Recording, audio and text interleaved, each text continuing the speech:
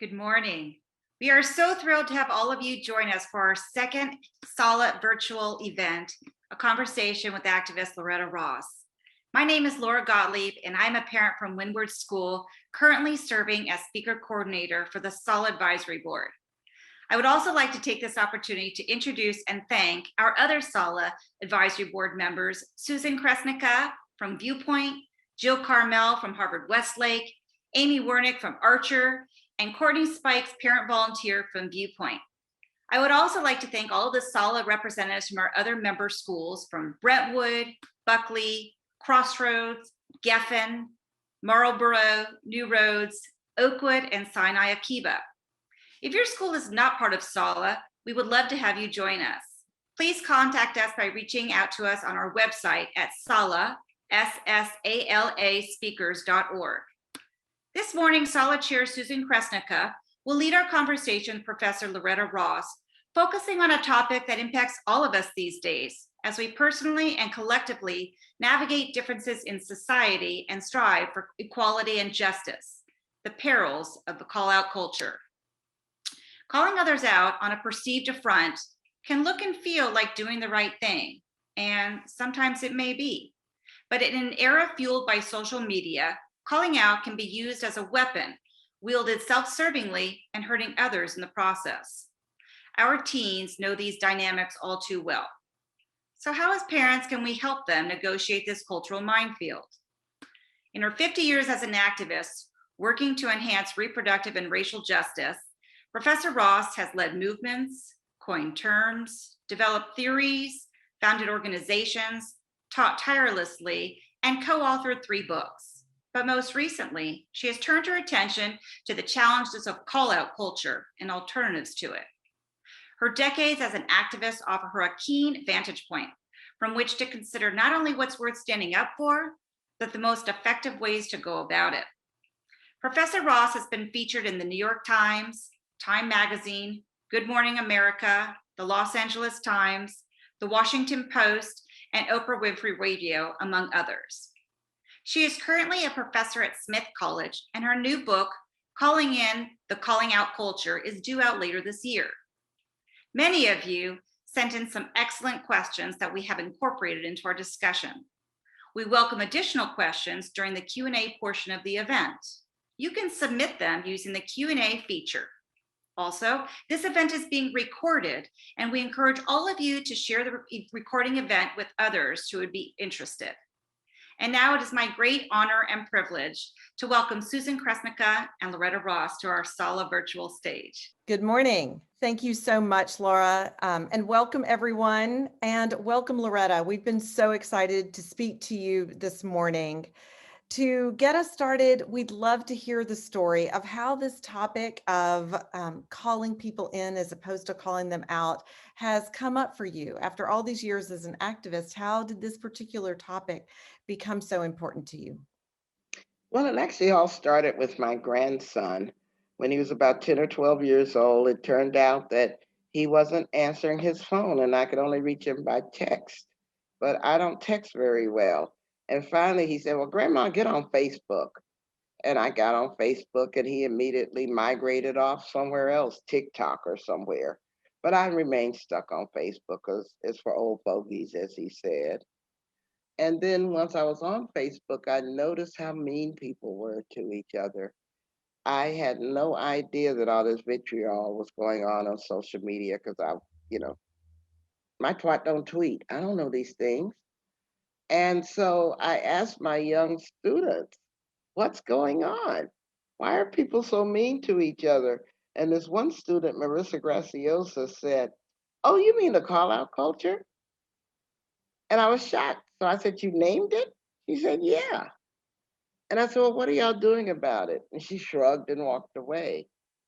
And I thought that as I processed what was then 45 years of deprogramming Klansmen and working with convicted rapists as a rape survivor and dealing with being a Black woman in the white feminist movement, that I had some lessons I had learned that I wanted to pass on.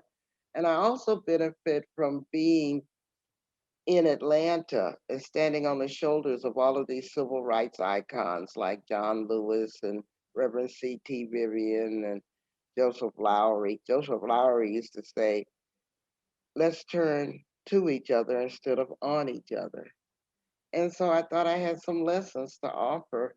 And so my grandson's inability to pick up a phone apparently led me in 2015 to start writing a book on what I had learned after being an activist for so many decades and wanting to pass them on. And so the title of the book is Calling in the Calling Out Culture, which I finished the manuscript last December, and hopefully it will be out this year. I know we're all looking forward to it. I can tell you that for sure. Um, I'd love now to turn it over to you and have you walk us through your some slides to help explain what are the problems with calling out and how is calling in a solution. I know we had originally planned to have a bit of a back and forth dialogue, but I actually think that it's best to turn it over to you and let you just go ahead and share your slides. Okay, well, forgive my poor technological skills because I am the woman whose VCR is still blinking. So let me start the slideshow if you give me a minute. Sure thing. Can you see that? Yes, we're on Okay, the last slide of the deck. okay.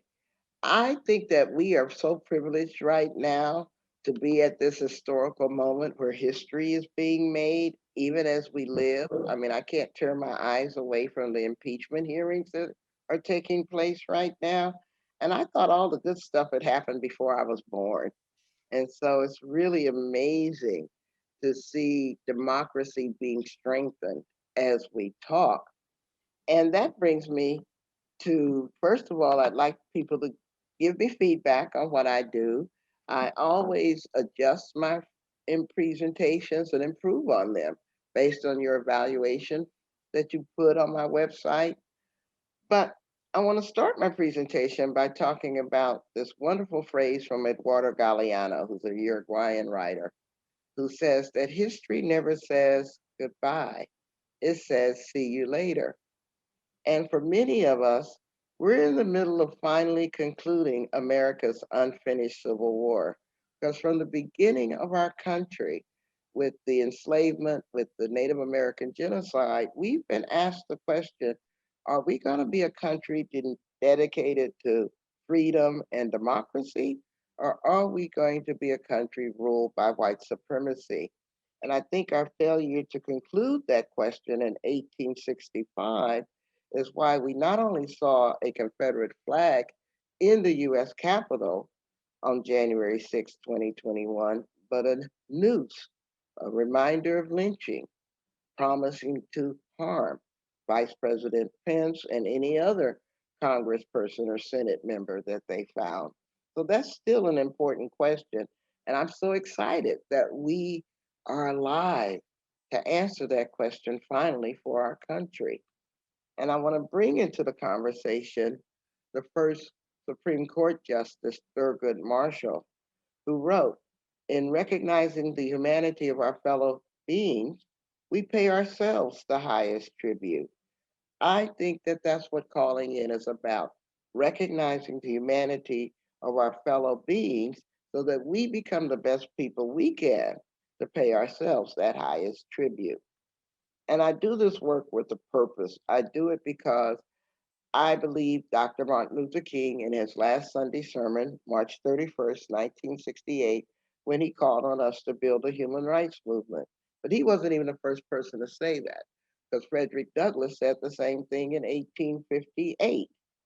We need a human rights movement. Black people have been calling for this for over 100 years. And I like to think that I'm part of the women's rights wing of the human rights movement, but because I also fight for racial justice, I'm part of the civil rights wing of the human rights movement. I'm disabled, so I'm part of the disability rights movement. and I care about the environment and so on. I don't have enough room to put enough circles on this paper, but I think in the 21st century, young people are going to do what has never been done before, and that's build a united human rights movement with lots of different sectors so that they don't walk around just caring about one thing, but care about many things at the same time. Now, to build this united and intersectional human rights movement, I want to tell y'all about the continuum of calling in. Obviously, calling out is something that we all recognize from the society we live in. It is publicly shaming people or embarrassing them for things that they've said, things that they believe, the ways they behaved, and sometimes even just the way that they look. It is about seeking accountability through public shame. And this is a tool, of course, the human rights movement has used quite successfully over the years. The problem is too many people think that that's the only way to seek accountability. There's an intermediate step called calling on. Calling on allows you not to publicly shame people or, like calling in, invest in their growth, but calling on is simply a demand that people do and be better. And my favorite calling on sentence is, I beg your pardon. And I just say that and let it lay there while they review in their heads what they said, what they did, whether or not they want to change their minds about what they said and they did. And that's a very useful phrase that doesn't require you to make an investment in another person's growth, but it really states that you're calling attention to something you think was a problem, but you're choosing not to call them out on it. But what I'm going to be focusing on mostly today in this lecture is why we should be instead not choosing calling out as our first weapon, but calling in and recognizing that we can learn techniques for seeing the humanity of other people, treating people like we'd like to be treated, and actually starting with self assessment, seeing that we have a whole lot more options than we've previously used in the past. And these are building on the lessons, as I said, that from the civil rights movement, from the Native American movement, from the women's movement, from the anti-war movement that I've ingested over the years. Once I found out about calling out, I started reading it and Googling it online because I discovered this wonderful thing called Google. And I read about this young queer Vietnamese uh, trans person, who had really pictured calling in as a practice of pulling folks back in who have strayed from us. It means extending ourselves the reality that we will and do F up. Forgive me if we got someone who's offended. We stray, and there will always be a chance for us to return. Calling in is a practice of loving each other enough to allow each other to make mistakes. That's so important. I ask you right now, as you're hearing my voice, remember how your family who raised you handled your mistakes. If they severely punished you, then guess what? You have a pattern of expecting that people should be punished for making mistakes. If they showed you the mistake that you made and helped you learn from that mistake, well, you're going to be more forgiving because the pattern was imprinted on you that mistakes can be forgiven and that you can learn to do better. So just stop and think about how mistakes were handled when you were a child. And that's probably a good predictor of how you feel about other people making mistakes. And so it's a practice of loving ourselves enough to know that what we're trying to do here is a radical unlearning of everything we've been configured to believe is normal.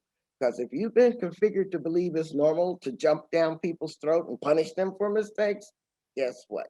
That's what you're remembering as an ingrained pattern. And we all have shared responsibility for initiating call ins because it means turning a calling out moment by speaking up, hopefully before the situation escalates. And don't let things fester so that further poison is added to the communication. And it means being brave together, helping each other live up to agreements of the principles of calling in, and I'll be talking about those principles, and doing so with love so that the calling in doesn't become an unfortunate call out. And you have to make things public that this is the culture that you're trying to create. These are the standards that you're expecting people to live up to. And so you don't just let them happen privately sometimes. I actually like public call-ins and private call-outs myself. And don't believe it's useless to do this because it's really important to talk about issues together. Not only do you model what needs to be done, but you model bravery to each other. And Mhm. when you don't have the patience to work on these practices, you don't have the patience to give people the benefit of the doubt, then you're basically signaling a lack of hope that anything will be better. And a lot of times, people who are in these situations don't understand, well, who's the key decision makers in this process? And if we don't make our decision making transparent, we can help clarify that. I said, well, I don't understand that invisible tripwire I just tripped over when I used this word or something like that. And why am I getting punished for it and all this kind of stuff? I think that one of the things that leads to call outs is that we do a lot of conflation, and which is mixing things up because when we're made uncomfortable, we say, oh, I need to call somebody out because I'm feeling discomfort. Or we may be offended because someone got a gender pronoun wrong or said colored people instead of people of color. Sometimes we overstate the harm by saying, I don't like the way you talk to me and I feel violated. So we conflate discomfort, offense with violence. And Mhm. then we'll go even further and say, you abused me with your choice of words. You abused me with that ableist word that you did. And I have been triggered. That sounds like something you've actually heard the way you say that. And so in those situations, when you hear somebody doing that, Loretta, when you hear that kind of a response, how do you teach to it these days? Like, what do you say? What do you do? Well, I help people to understand that discomfort is part of living in a pluralistic society, first of all, that we are not clones of each other, and there's no such thing as immaculate politics or immaculate political opinions. Yeah. That we are supposed to think different thoughts, and a whole lot of people thinking different thoughts and moving in the same direction. That's called the human rights movement. But when you think the same thought and you're moving in the same direction, that's called a cult. And we're not building a cult. So discomfort is of what we're supposed to feel. Sometimes we need to be offended by people abusing their power or authority, but sometimes we can even call people who abuse their authority in if we choose to. I mean, let me go back again to the concept of mistakes. Everybody makes mistakes. If you make a mistake and you own that you made a mistake and you're trying to do better and you want to learn from that mistake and offer an apology, then I'm going to call you in. But if you make a mistake, you deny that harm happened from your mistake, and you don't want to be accountable for your mistake, even though you've been told you can do better, and you double down, then I'm going to call you out. Mm-hmm.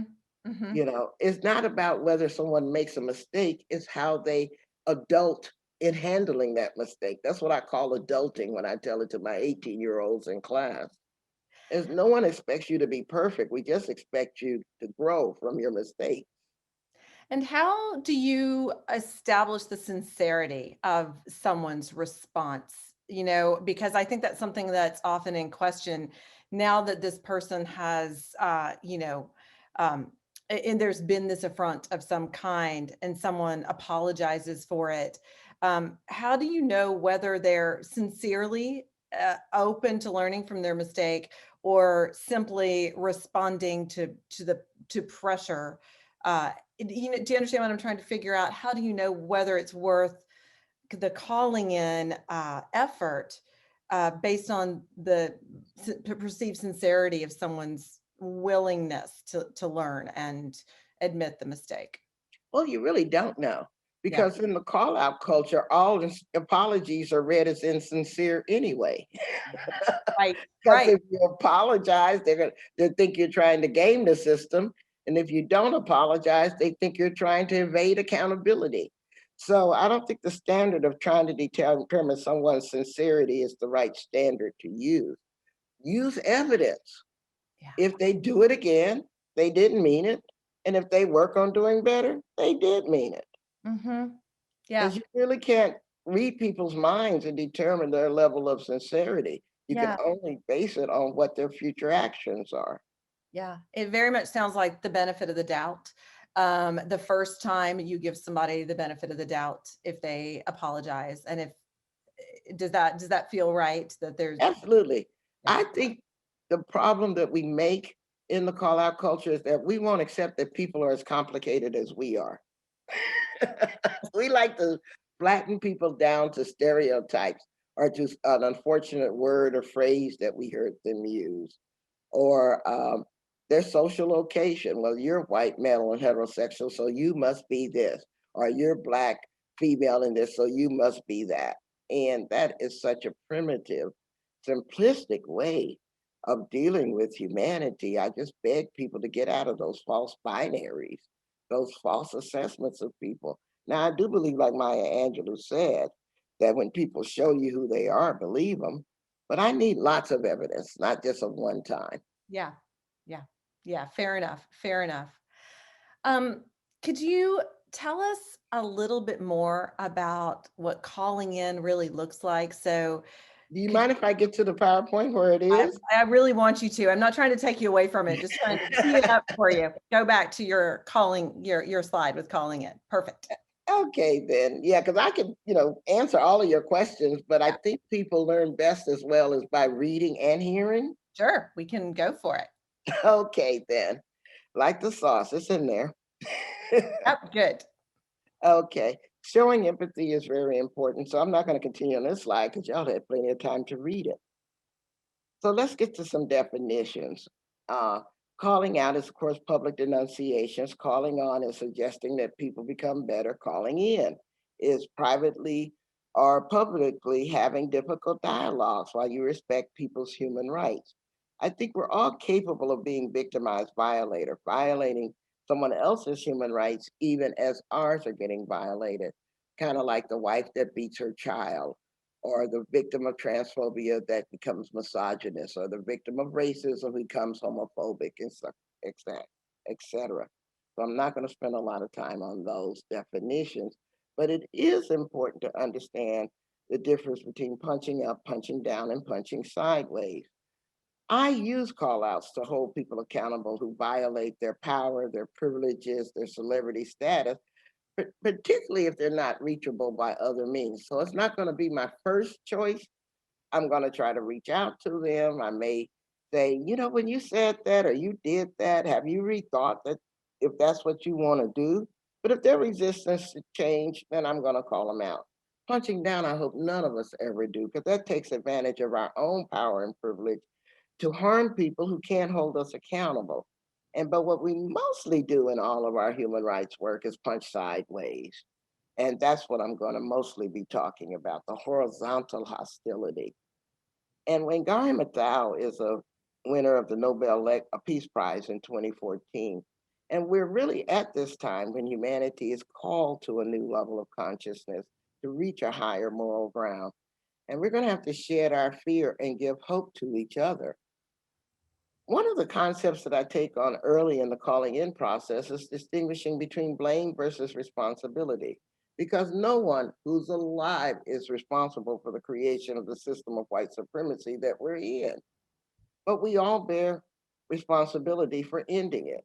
Blame is an unhealthy response. Responsibility is the healthy response.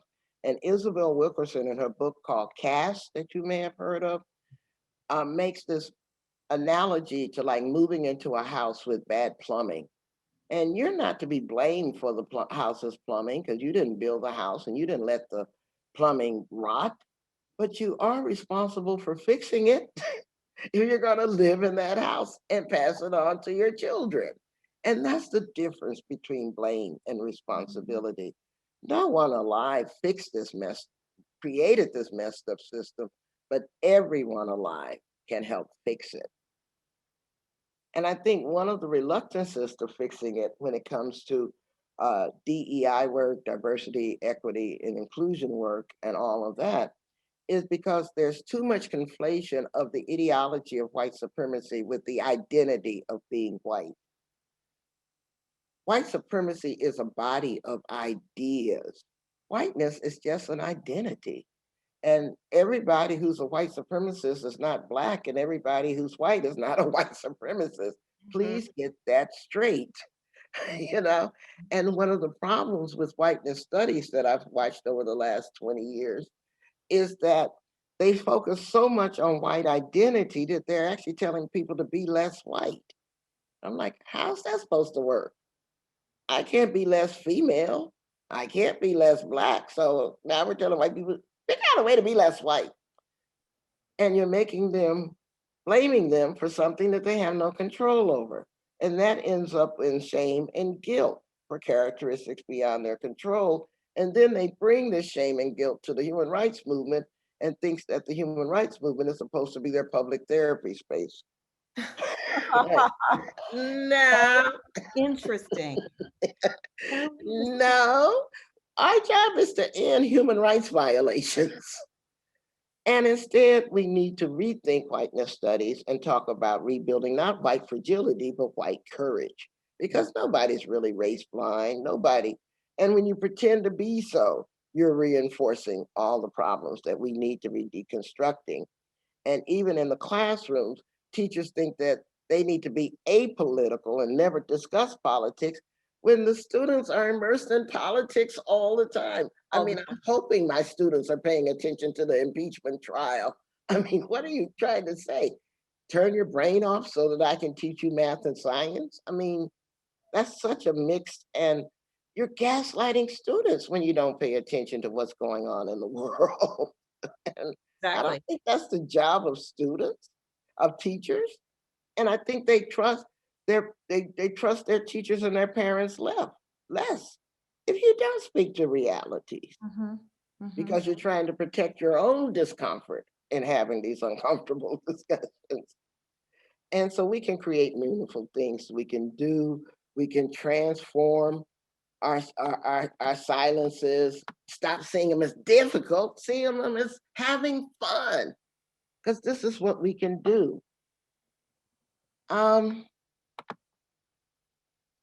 Ta-Nehisi Coates, which many of you have heard about, because he's a great writer with The Atlantic, Yeah. really questions how we can use call outs in the human rights movement. And he basically says that any sober assessment of this history must conclude that the present objections to cancel culture are not so much concerned with the weapon as the kind of people who now seek to wield it. Until recently, cancellation flowed exclusively downward, from the powerful to the powerless. But now, in this era of fallen gatekeepers, and I would say that the mainstream media are definitely some fallen gatekeepers, Mhm. where anyone with a Twitter handle or Facebook account can be a publisher, can do a gotcha, Yep. banishment has been ostensibly democratized. So when we think about that, the problem isn't the cancel culture itself, it's how it's used and who wields it and what purpose does it serve. And so these are appropriate uses of call outs, in my opinion, when there's power disparities. I find that a lot of students in colleges, high schools, and universities think that social media is the only power that they have. Well, Mhm. there's something wrong when they think that social media is the only power that they have. And we as the adults need to figure out, well, why, instead of flinching when they use social media to call attention to the problems that we're ignoring or unaware of, we need to say, okay, what else can we do so that they don't use social media to blow up in our faces? Because if they feel they have no power, guess what? That's what they're going to use. Right. Right. You know, when people are inaccessible to them, when they want to decrease the harm, but they don't know how to do so without a public call out. They also want to build community by finding others who are experiencing the same thing or pay attention to those hidden tripwires that they don't know. exist until they tripped over them. And they want to lift the voices of those who've been historically silenced. And there are times when public shaming works. Sometimes you use call outs to spread information about what's going on. And sometimes you do it just because you're pissed off and you're outraged. Yeah. Yeah. Mhm. And so, as I said, the human rights movement has horizontal hostility. And Alicia Garza, who founded the Black Lives Matter movement, asked a very poignant question. How do we build a world where many worlds fit? So I call this my circle of influence, and we all can understand what our circle of influence is. Or I also call it, don't waste your time. So we'll talk about that. Most of us consider ourselves woke, or what I call 90 percenters. We have this in group kind of language that we use, like racism, sexism, transphobia, homophobia, ageism, ableism. I mean, we got every ism in the world that we can talk about. And our problem as 90 percenters, which indicates not our numbers, but our high degree of unity in terms of our worldview, Mhm. is that we spend too much time trying to turn each other into 100 percenters because we have the mistaken belief that if your views don't perfectly align with mine, not only are you doing something wrong, but you're not, it's a moral judgment on you that you don't perfectly agree with me. And it's not our fault. We grew up in this very judgmental society, kind of again, blame versus responsibility, but we do have choices over replicating that. And Mhm. so we're trying to turn, as we try to turn people into 100 percenters, we're actually performing like a cult, not like a movement. Interesting. Outside of us are the 75 percenters. Now, since I'm a fierce feminist, I would consider a 75 percenter to me would be not the higher level of unity, but a great level of unity, because I would consider them like the Girl Scouts. They may not fight for abortion rights, or they may not want to see 5 million more women in Congress or whatever, but they believe in women and girls empowerment. And I'm certainly going to support them and see them as part of my allies, even if they are repelled by my 90% language that they see as elite and confusing. And I'm not going to pounce on them for their word choice. I'm not going to be the language cops because they're not using 90% language. Why would I alienate the people that I need to be working with? Yeah. Outside of those are the 50 percenters. These are people I would consider like my parents. My father was a military veteran, 26 years, shot in 3 wars, hyper patriot. He was an immigrant from Jamaica, so he had red, white, and blue flags everywhere and an arsenal that would have made the NRA blush. Um, my mom was a Southern evangelical Christian woman. And so she believed birth control was a Bible between the knees. So we didn't have a large shared worldview when I became a human rights activist. But at the same time, we could talk to each other, even though we use different words. So I'll give you an example because you asked for examples. Yeah. My mother started a Black Girl Scout troop in the 1960s because Black girls weren't allowed in the white Girl Scout troop. And so every weekend we had to get together and cook food to feed homeless people. And so one day I was reminding my mother of this because she was still confused about what does a human rights activist do. you know, Yeah. I've got a son who's a pharmacist and another son who's an architect, and there's Loretta who just goes to jail. I mean, what is this? And so I explained it to her that, Mom, you remember when we used to feed the homeless people? And she said, yes. I said, well, Mom, as a human rights activist, I asked why they're hungry in the first place. Yeah. And she got it because she heard her values that she had instilled in me lived up in my social justice practices. So when you're trying to talk to a 50 percenter, don't pay attention to their words, don't pay attention to their politics, pay attention to their values that they're going to show you every day by how kind they are to each other, the civic projects that they engage in, the way that they volunteer at schools and help homeless people and call attention to injustices, even if they don't have the 75% or the 90% language. Mm-hmm.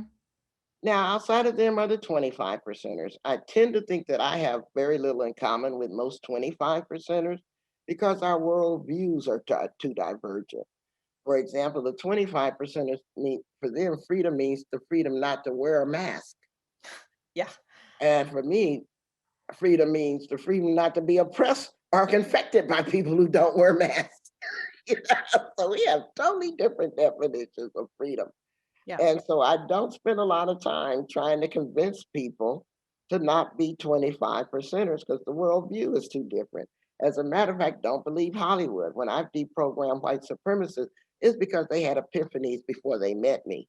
It Mm. wasn't that they suddenly fell in love with a black woman and they suddenly saw the light. Hollywood writes it that way. That's not how it happens in real life. Just the way all these people who fell down the QAnon hole are suddenly realizing, oh my God, where have I gone? Yeah. Until they have that epiphany themselves, you're not going to flip them. Hmm. And then outside of them are the 0%ers. These are the people who profit from injustice and have no desire to get rid of it. And unfortunately, we're seeing that in Congress right now.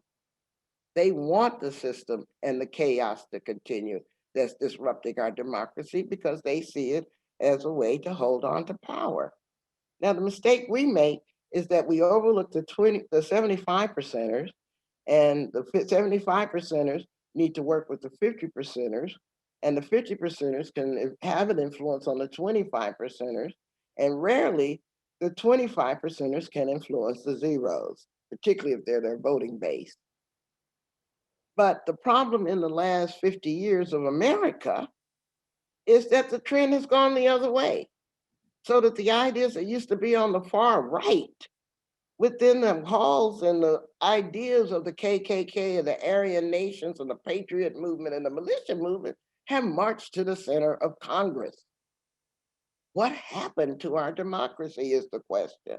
Yeah. And so we need to build that red firewall, in my opinion, by Mhm. building a human rights movement and stop assuming that we have the talent, the skills, or even the possibility of flipping a zero into any of those things.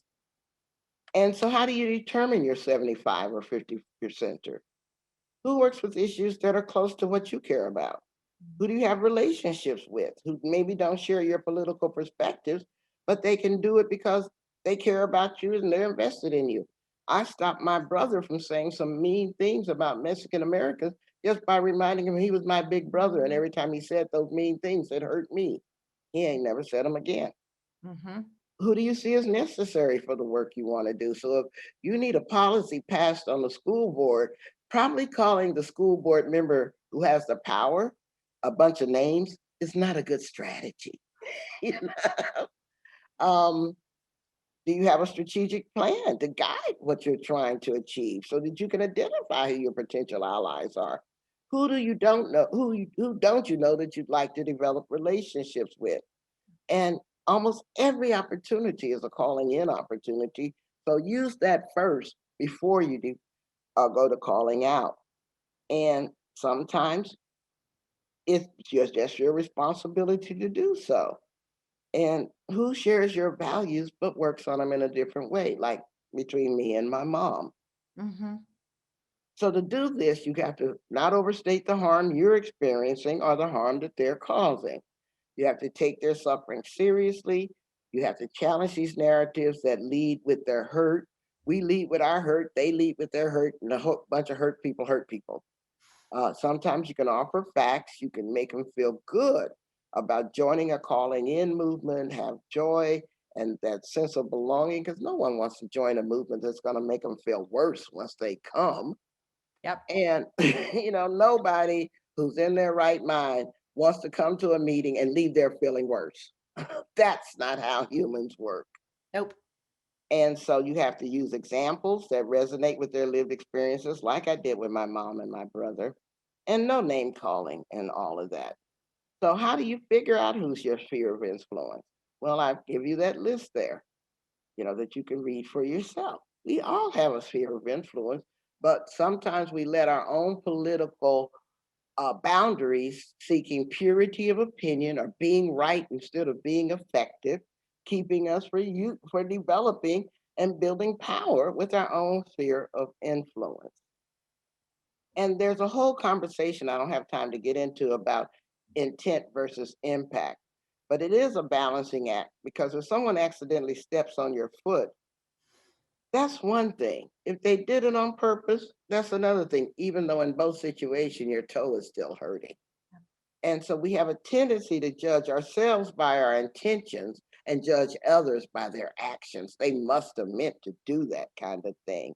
And so we need to take a deep breath and pause to try to determine intent versus impact. Don't only focus on impact, because then you're going to automatically attribute the worst motives to them.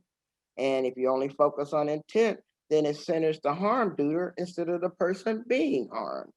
And so it's definitely a balancing act that we have to work on, even though I don't have time to read all of the words on this PowerPoint. The one thing I'll do with this PowerPoint, though, is provide it to Salah so that y'all can study it intently afterwards. We will, I can assure you. Okay. But you also need to recognize that most people internally think of themselves as good people. And so what calling in does is make people lean into their good selves. And I use this picture of this path paved through a park. Architects create this concept called desire lines. And when you pave a path through a park, you hope people will walk on that path and save the grass. But what most people do when they're in a hurry or if there's not a park policeman standing around, they make their own shortcuts. And those shortcuts are their desire lines, their default. And so we can use the application of this architectural concept to human behavior. We use calling in to make people be as good on the outside as they think they are on the inside. We want to make being good their default, their desire line. And you do that not by paying attention to the fact that they violated the path rules and made a shortcut, but wouldn't you actually like to care about the grass? Wouldn't you actually like to care about, slow down a minute and smell the roses and stuff? Mhm. And that helps them do self assessment. And the psychologists call this cognitive dissonance, when what you think inside and what you do outside are not aligned. And we can use calling in practices to help people better align their inside and their outside. And my former boss was Reverend C.T. Vivian, who died the same day that John Lewis died, but both of them were, of course, civil rights icons. And he told me a long time ago in the 1990s that when you ask people to give up hate, you have to be there for them when they do. That requires calling in, because if you only remember that they were hateful, then you won't be in a position to call them in. Because people can heal themselves. And when we adopt this calling in model, a lot of positive things happen. And if we're fortunate enough to have histories of war and decency in the people who have descended into this anger and hatred, they actually need more loving people in their lives, not fewer, because we can help the people we love and care about carry the weight of whatever is pulling them down into the rabbit holes.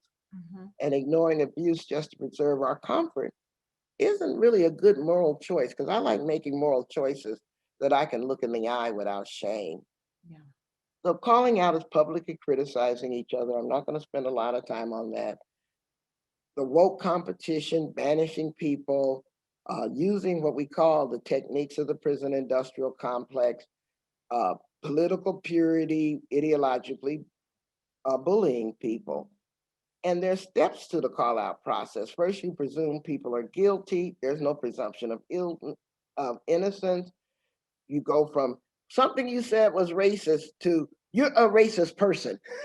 So you abstract it, and then you assign this as their permanent identity, and you do so from this pseudo moralism. I know racism, and I'm not racist, and you are kind of thing.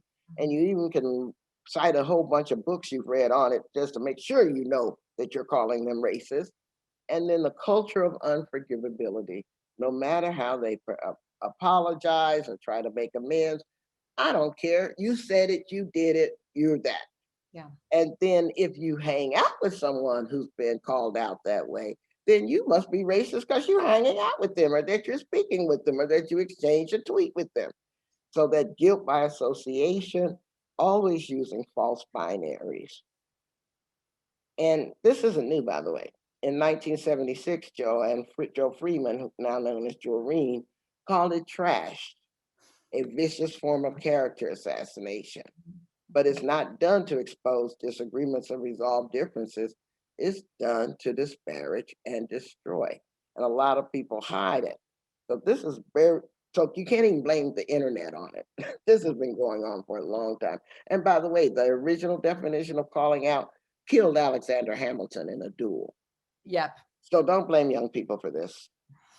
There is a conversation around performative activism. I frankly love performative activism, which will probably shock a lot of people. If all you have the capacity to do is to put a Black Lives Matter square on your Twitter feed, I'm happy you're doing that.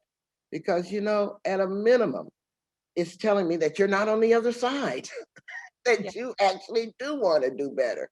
Now, I could wish that you do more, but that doesn't mean I'm going to jump down your throat for not doing more, because I don't know what's going on in your life. I can't make a judgment on you simply seeing a black square on your Twitter feed. I mean, what are we talking about? Can we be less judgmental and more welcoming? They may be a 50 or 75%er, and that's all they can do. Let your ego go. And I call it doing more research and less research. My God. And why are we uncomfortable? Because we need to build our own egos by consciously and viciously judging other people. I mean, what's going on with you? Because it really says more about you than it does about the person you're judging. Mhm. And if you do this calling out, how can you encourage them to do more if they're going to be jumped down for the little bit you thought they did, right? Yeah.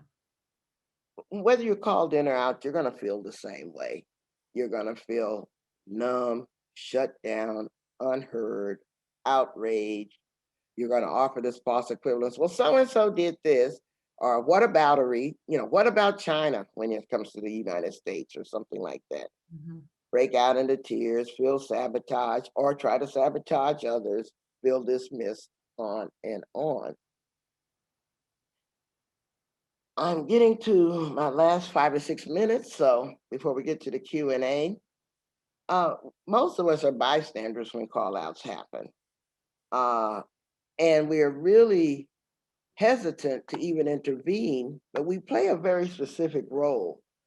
We often hesitate from what Jackson Katz calls social fear, because we think we'll be awkward and actually that we'll lose something like friendships or social status or even our jobs sometime. And then, of course, we don't want to tee ourselves up for the same kind of abuse that we're trying to intervene in. And so people get silent. But what happens after they stay silent is that they feel worse about themselves afterwards. That's called a moral injury. Regret for something that has broken their moral code, but they didn't do anything because they didn't align their inner good self with their outer behavior. And we do question whether we're good enough or brave enough to do the right thing. And when you withhold yourself, you're actually letting the other people decide the outcome of what happens. It's a form of emotional math in which they don't want to stake anything on the outcome, but then blame everybody for a bad outcome. And so we do need to ask ourselves, am I ready? Those kinds of things. Self-doubt is different because it asks if you're worthy. Self-interrogation says, what can I do to make myself ready? Mhm. And I grew up in a very passive aggressive household, so I've got an aversion to conflict. So I often stew in my outrage and I don't express it first. And I'm scared of ugly call outs. And so I'm learning to not to be so afraid of them and deal with the shame for those missed opportunities. And so I practice, practice, practice. And then my ex-husband tells me that because of the way I'm so adverse to conflicts, that I would go from silence and wounded, you know, offense to nuclear when I finally called him out for not putting the cap back on the toothpaste and that I was ready to get a divorce. 0 to 60. Yeah. And so I'm recognizing that pattern among myself and how those old imprinted patterns were from the fact that I never saw mom and dad argue. So I didn't know how to handle conflicts. and stuff. And I always want to be safe and comfortable. So I'm going to just let the little stuff slide because I want safety. I want safety. And then I go nuclear.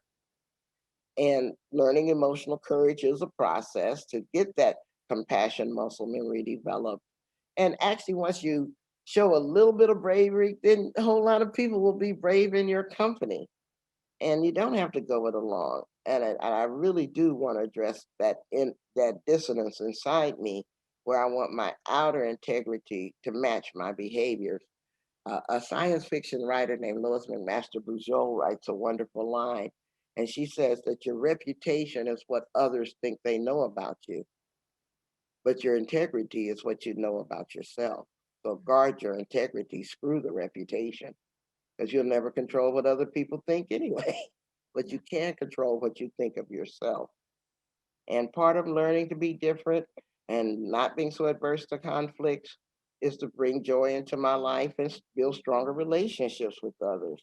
So when you rethink calling out, you're avoiding that us and them mentality, you're focusing on self and motives, you're prioritizing strategy, you're envisioning outcomes, you're building collaboration, you're avoiding shame and punishment, and you're valuing relationships.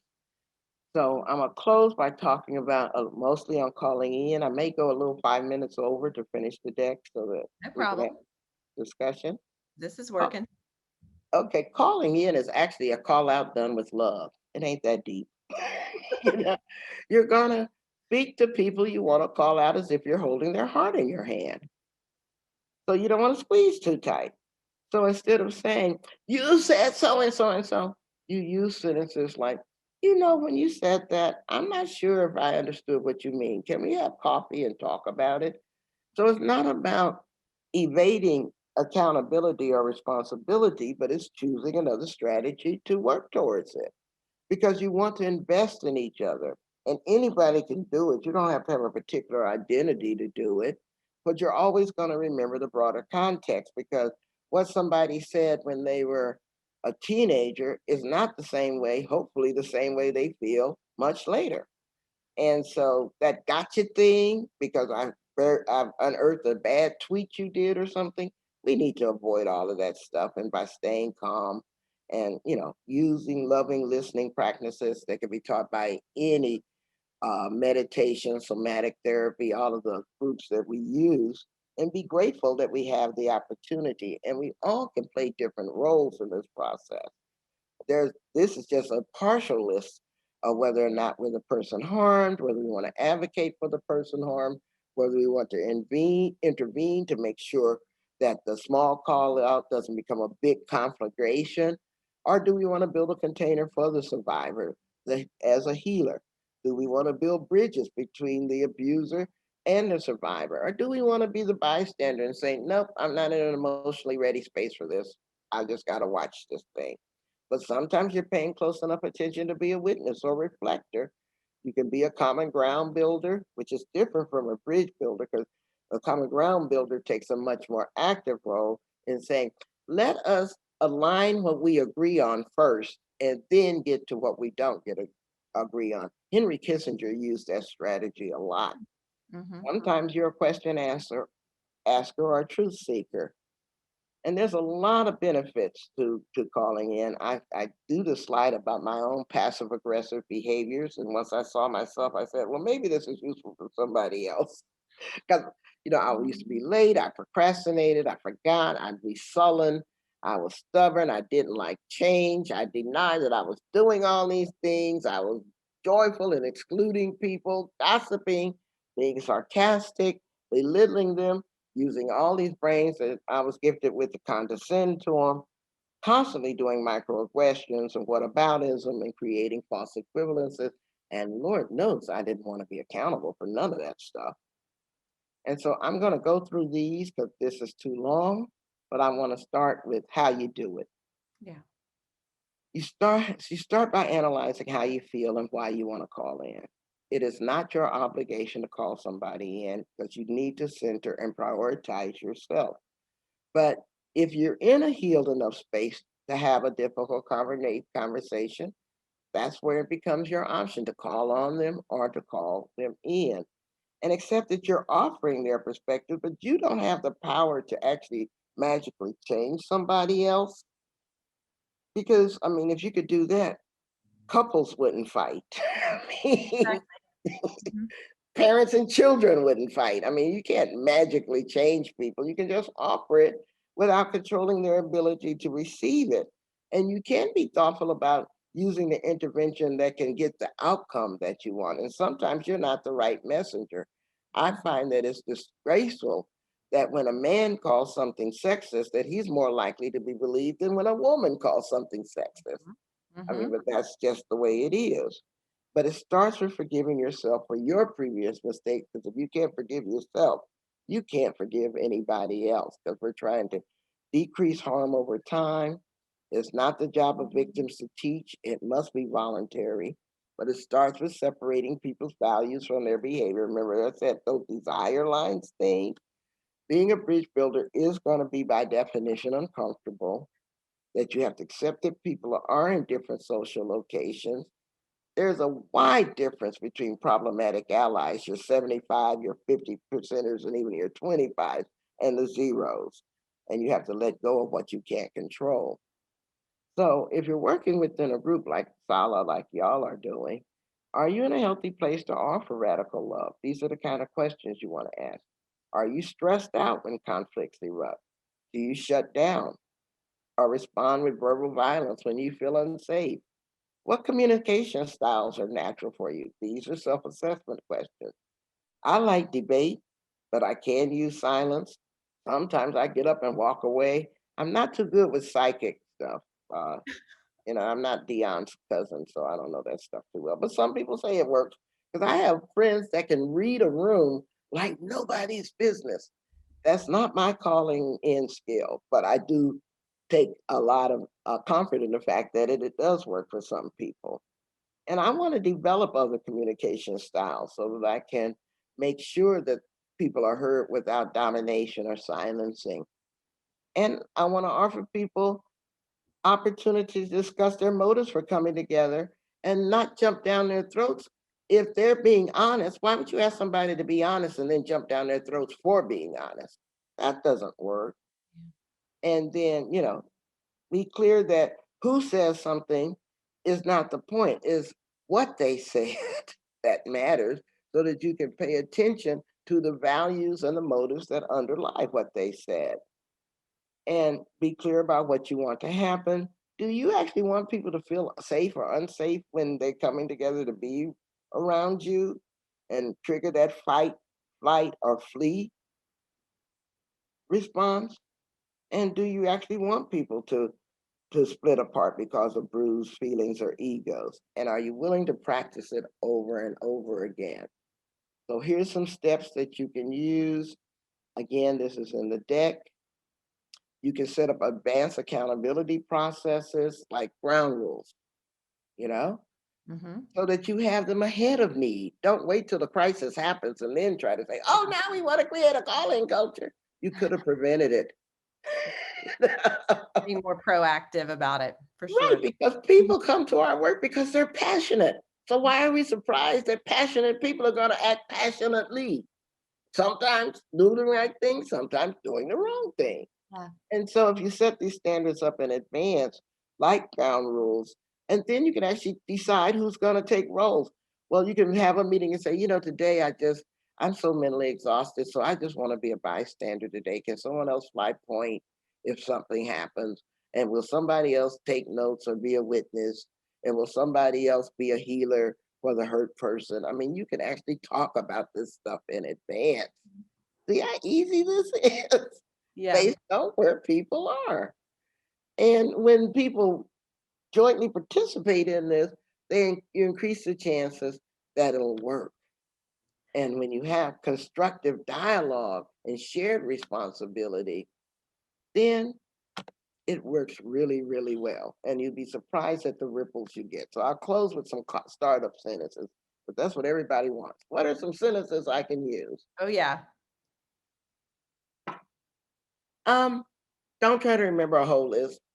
The most I can remember when my emotions are high is I beg your pardon. So, but you can just say, the conversation got tense at this moment, or I noticed that most people aren't speaking up, or you said something that I'm not sure the way if it landed the way you want it to, or Mhm. when you use that word, I'm not sure what you meant. Can you tell me more? Or when one or two people are dominating the conversation, you can just interject and say, "Would somebody else like to share their views right now?" Or what are we missing here? Is there something more we should examine more closely? Mhm.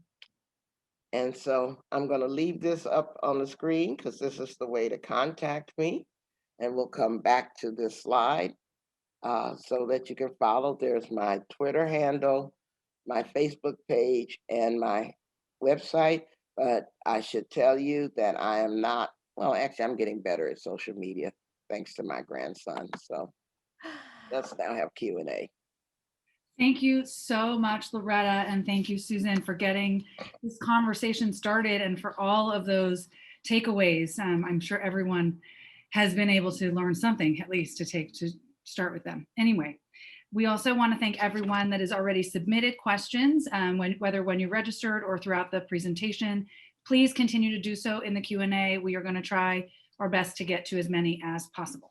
So with that, the first one, and in some ways you've already touched on it, but maybe a little bit in more detail we can dig in.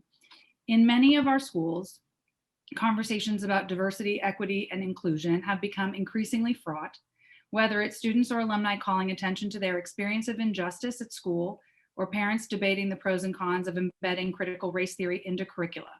Is there anything that we can borrow from the calling in approach that could help us work through the complexities within our school communities? And I think you need to start at those two slides I did around blame versus responsibility and on the difference between white fragility and white courage. Again, they'll be in your deck. I do hold trainings. I've got a class on white supremacy starting February 24th online for $5 a class. So if you want to do a deeper dive into the answer to that question, check out my website and sign up for the class.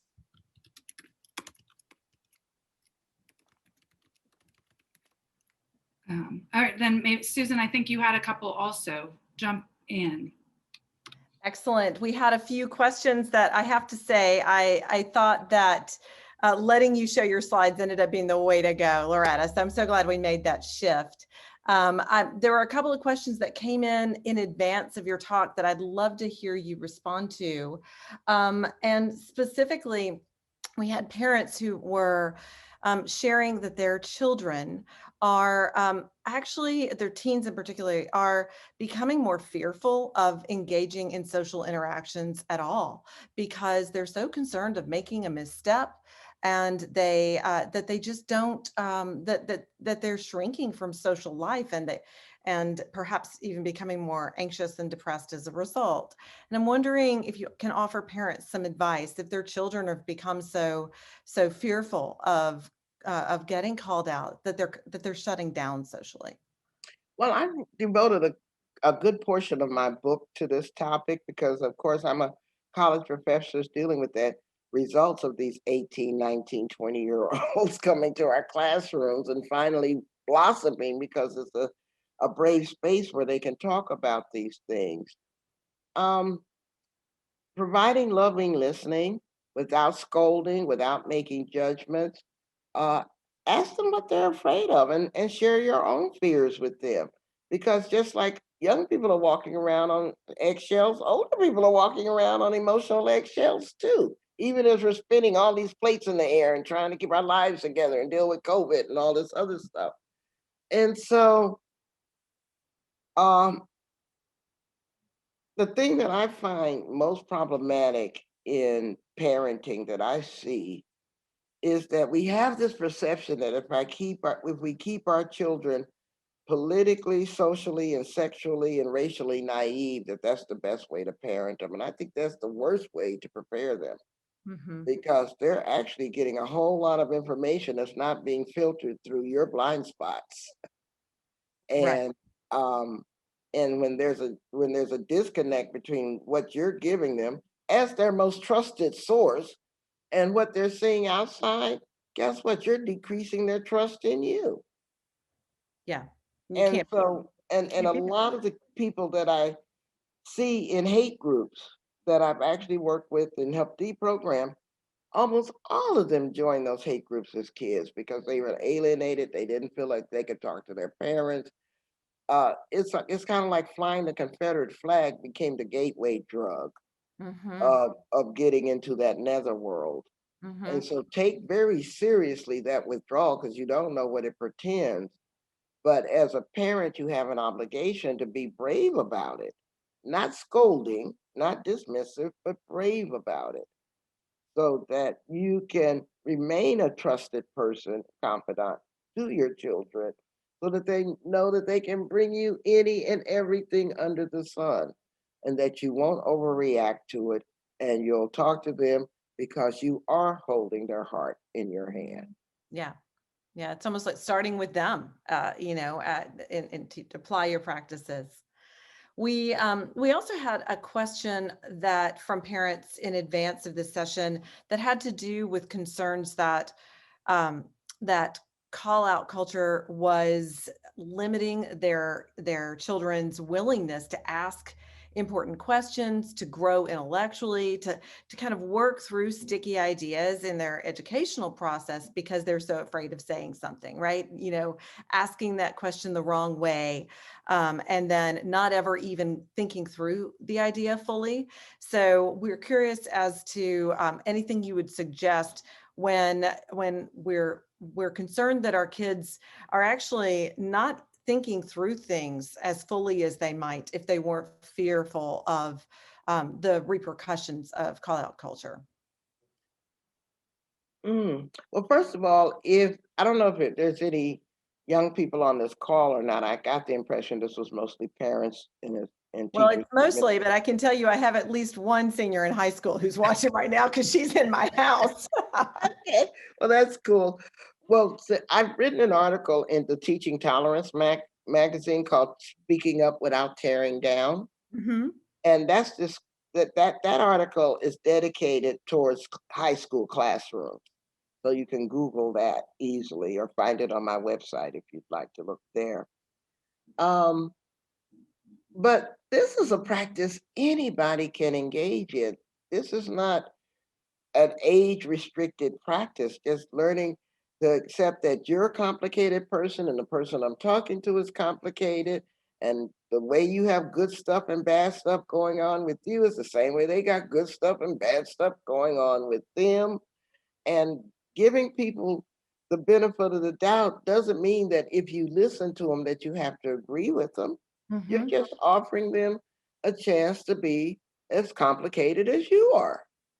And there's this false belief that if I hear something that I don't agree with, then I've been contaminated by just hearing it, kind Yeah. of thing. And that's not true. But I find that young people today are far more intersectional than any generation before them because they don't like being put in boxes. They don't like being reduced to singular identities and stuff.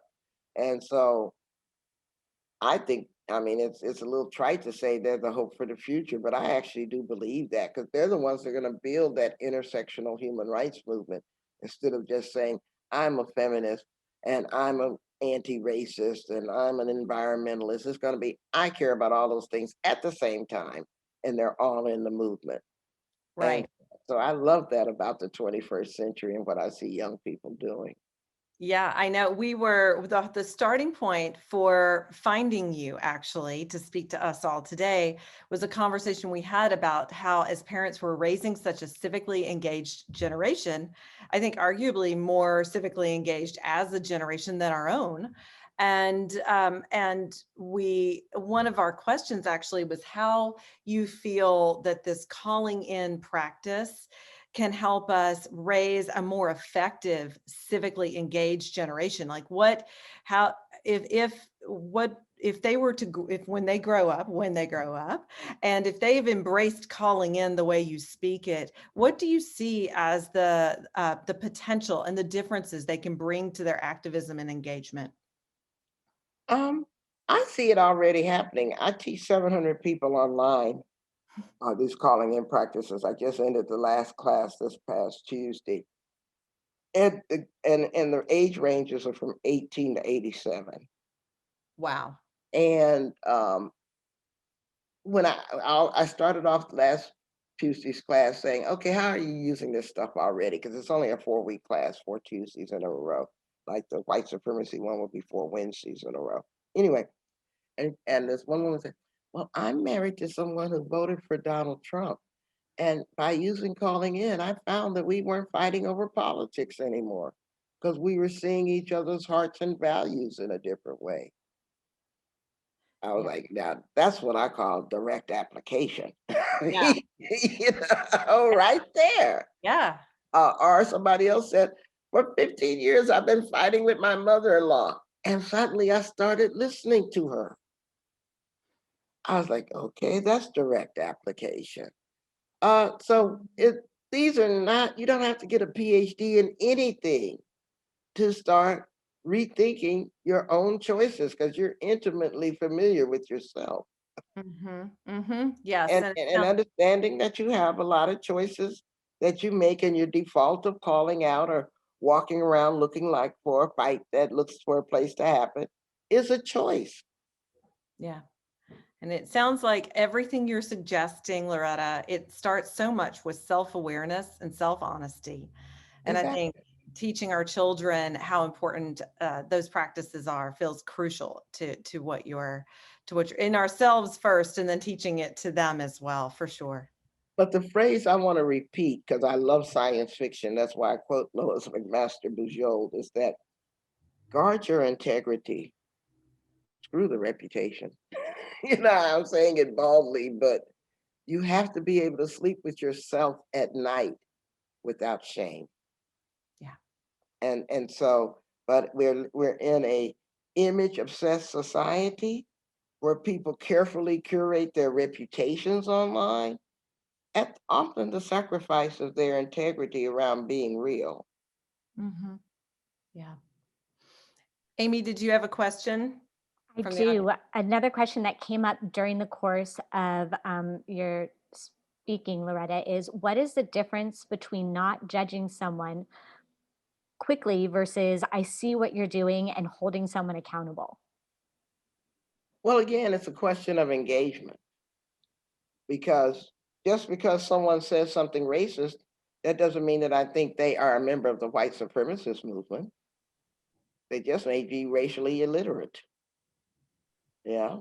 And so I'm going to give it time, because if I chose not to give every white person capable of saying something racist, a dismiss, I would have very few white people to talk to. And I'd be self-isolating myself from the richness of humanity. And so you make decisions whether or not you're going to walk around looking for a hurt. I find a lot of people who have internalized their trauma, I ask them, how well is that working for you? So that every day you're walking around looking for the next ouchie instead of walking around looking for the next joy. Because that which you pay attention to grows, as Adrienne Marie Brown says. And so if you're paying the most attention to trying to be hurt the next time, that's what you're going to see most of in your life. And so I just ask you, how well is that working for you? And do you want to make other choices? I can't tell you to make other choices, because if you think working around like a permanently wounded victim works for you, I'm just going to walk on. But if you want to make different choices, I'm going to ask you questions. I'm not a therapist, by God, no. But guess what? I've had 40 years of therapy to get to this point. So, I'm going to ask you, are you capable of letting go that grudge that's been weighing you down like an anchor around your emotions? Are you going to be the permanent rape victim who expects every man that speaks harshly to you to re-rape you? I mean, how well is that working for you? Is a real question. Thank you. We have another one that came in, both actually it came in originally and as well today. how do you suggest putting your recommendations into practice if the other party is not self-reflective or willing even to come to the table? They're in that 0% maybe, so that they can in fact hear different sides of the issue. Well, again, there's a couple of things. First of all, keep in mind, you can't change anybody unless you were given a magic superpower the rest of us wish we had. Secondly, you may not be the right messenger. It may be a 25 or a 50%er is the right messenger for them. So work strategically. Maybe if they won't listen to you, maybe there's someone adjacent to them who's in that 25 or 50% category that can speak more in the register that they can hear, listen. Another example from my lived experience is first of all, I was daddy's girl, one of 8 kids, and I knew I had a special relationship with dad, and all my mother and my other siblings were mad at us, but me and my dad could communicate with a glance, and my mom and I could talk for hours and never arrived at the same place. But anyway, dad used to take me to his VFW, Veterans of Foreign Wars and American Legion halls, because he taught me how to play pinochle, which is a very competitive card game, kind of like bridge on steroids. And he taught me how to play from like age 6 to like, forever. So by 10 years old, I was a ringer that he could take to the American Legion Hall and bet on me to kick people's butts and stuff. I love this about dad. But I learned to talk in a register that the veterans could hear. And so he had no problem bringing me to his American Legion or VFW hall to talk to these hyper patriotic, hyper militaristic friends of his about human rights and fairness and honor and dignity and stuff, because he trusted that I was going to speak in a register that they could hear, not in the 90% language that I'm most comfortable in. And we could all learn that capacity. We're all bilingual, trilingual, but maybe that's not the right word. But any effective communicator communicates in a way that the audience can best hear. Wow. Thank you. Our next question that we received today is, what do you see in terms of the responsibility of social media like Twitter and Facebook and TikTok to create and support a new culture of calling in? I think they have a large responsibility in it. I mean, if you're going to know more about me than I know about myself, then you need to use that knowledge responsibly. I mean, have you ever idly Googled something like shoes online, and then all of a sudden you're getting advertisements for every shoe you didn't want to buy across every platform you're ever on? If you're going to have that kind of granular intrusion on my life, just like a power company, then I'm going to hold you to the same standards that I hold to a power company. I don't expect my power line to electrocute me. So I don't expect these people who are intruding into my life in such a way that I even pay them for the service and I'm like their unpaid intern to not be responsible for the consequences of what they bring to my door. I'm not going to let them off the hook that way behind the false banner of free speech, because there ain't nothing free about it. I'm paying you for this service. And if I'm not directly paying you, you're profiting off of me using your service. And so I don't give them a pass. I think they need to regulate content. No more than we regulate doctors that give out bad advice. We regulate lawyers that give out bad advice. Why wouldn't we regulate social media platforms that allow bad and harmful advice to happen? Why wouldn't we? That's irresponsible of them, and it's mostly irresponsible of us for not demanding that they do better. You're right. Thank you. By the way, every time a call out hits 1 million viewers on Google, Facebook, or Instagram, that platform just made $400,000. So they have a financial incentive to keep the call out culture going. I'm calling a question on that. I'm tired of you profiting off of fomenting misery among people. And then you expect us to give you a pass on it behind the banner of free speech? I think this may end up being our last one or one of the last two, but maybe you can share your thoughts on really sort of a tangible plan on how to be a bridge builder with people who are opponents to the DEI kind of work or who are intentionally trying to disrupt that kind of work. For example, even in terms of handling things like a lot of those sort of responsive Instagram accounts that have come up with a lot of, in a lot of the schools where the DEI curriculum is being promoted and there's been sort of backlash and that sort of thing. So how do you be that bridge builder? I don't know if I have the time to fully address that. I invite people to contact me to my website so I can give people more resources. I actually have a consulting company that does that kind of work when you have to make, when I'm asked to make a long-term investment in a particular institution's culture shift. But the first thing to recognize is that DEI training has to be something that people love to do. Because what we find when it's done badly is that it creates a lot of subterranean white resentment. And if you don't address that white resentment, you really are leaving a time bomb waiting to blow off for all in the midst of all the great work you're trying to do. I find that at my college, at Smith College. I find that in every setting that I'm in. So if it's not done well, it can actually backfire. And that's what I'm seeing a lot of across the country. And again, it starts with what I explained on my PowerPoint. It's about finding white pride without white supremacy. Because I can leave you with this question: anybody white within the the reach of my voice, ask yourself what you like about being white. And I bet you it's a question most of you never thought about. But I can easily tell you what I like about being Black. I can easily tell you what I like about being an American. I can easily tell you what I like about being a woman. But that unasked question of what do you like about being white without falling into the trap of white supremacy ideology is an unasked question that sabotages a lot of DEI work.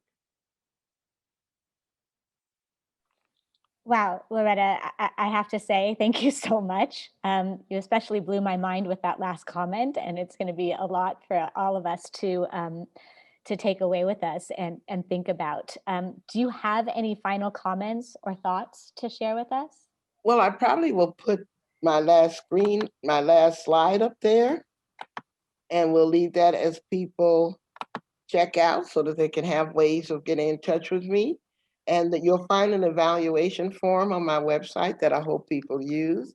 And the way to contact me, as I said, and is your evaluation actually affects how I continue to build this culture shift. So I need to hear from people. And thank you. Oh, Loretta, thank you so much. I also want to let everybody know that the website is in the chat as well as the answered Q&A so that people can see the link there as well. And also, I have to mention how much support, Loretta, there is for your work and this presentation, and thanks that are being shared by all of the attendees. I know you haven't had a chance to check out the Q&A as you've been speaking, but it's been overwhelmingly positive and people are so appreciative. So thank you. And now I'm going to send it back to Laura to wrap things up for us today. Can I just ask you to send me a recording and the transcript so that I can read some of it for myself? Absolutely. Thank you. On behalf of the SALA board, I would like to thank all of you for joining us this morning. I especially would like to thank Loretta Ross for a thoughtful discussion. This has certainly given us a lot to contemplate and perhaps alternative approaches to calling people out. So you can learn more about Professor Ross, read articles and find resources that she has published by going to her website, lorettajross.com. We would really appreciate any feedback you may have so please be sure to complete the survey and a follow-up email that you'll receive. And finally, be sure to check out our website, salaspeakers.org, for a recording of this event, as well as our past event and recordings. Thank you. Bye-bye.